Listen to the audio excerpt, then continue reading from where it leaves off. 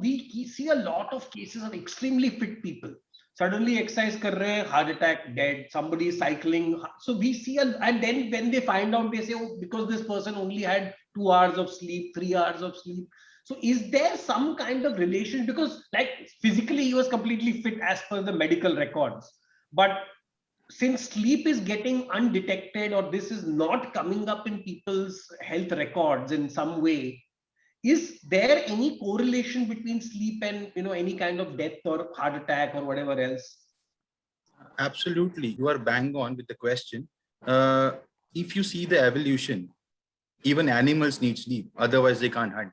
So gradually, when we started evolving as humans, see, sleep is simple. Or what you know, that very old story when we were kids, we were told that there was a woodcutter who used to cut the trees, and finally he kept on cutting, and one find it that the blade was not sharpened enough to cut the trees, and all his efforts were in vain. Similarly, that is how the sleep works. It's like sharpening yourself.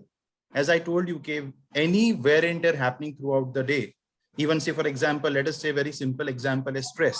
And that is stress is a very beautiful word, when we know the cause of anything, we put stress as, and we play stress as our trump card. Oh, this is because of stress.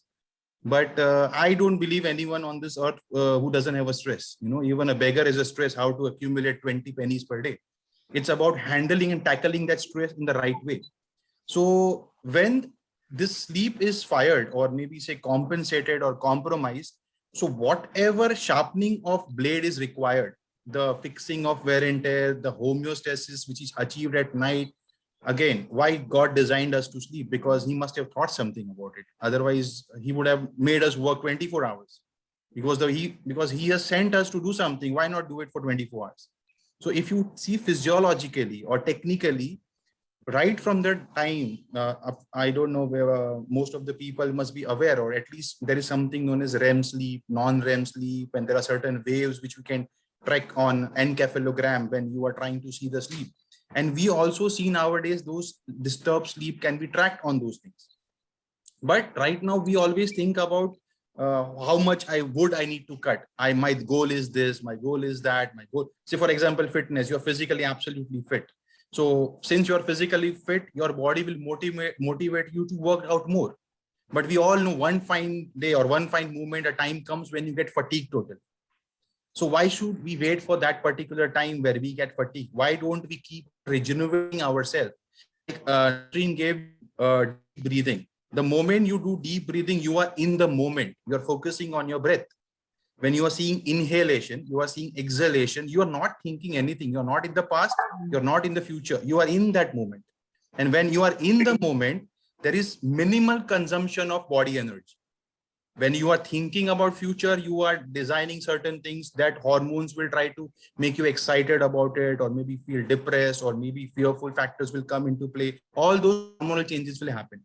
If you go in the past, again, experiences you had in the past, those hormonal kind of differences will happen in the physiology. But when you are doing breathing and you are trying to bring your attention on your breathing, you are in the moment. That needs minimum consumption of energy. So it's kind of a way meditation. It's just a part of meditation. There are 112 techniques of meditation, but this is the basic technique of just focusing on your breathing. And what are you doing at night? You are doing simple breathing. The only difference is you are not putting your attention in your breathing. So I would say it's not nowadays, the whole ecosystem is changing. The trend is changing. Having six packs doesn't work, as it will not ensure that you are going to live long. But you should have your brain six packs, you should have your emotional six packs, and then eventually your physical six packs will count. Wow. That is what my inputs are. Because see, again, inside, for example, if you are fit, you are having six packs, and tomorrow if your mother is not feeling good and you are emotionally very vulnerable, you are not fit. Your fitness itself means mental, emotional, physical, and spiritual. These are the four dimensions on which you need to work. And if you track the entire journey right from day one till today, you will find unconsciously we're working on all four dimensions, and eventually you got the results. So as you rightly said, Rudresh, we need to put a lot of time in the consultation, because it is not about what disease you have got. What do you think that disease is going to damage in life? Like, for example, your wife is concerned That itself is one of the factor of a disease. When you reach home, your wife is concerned about your sleep. Once you are concerned about sleep, you can't give your attention to your loved ones.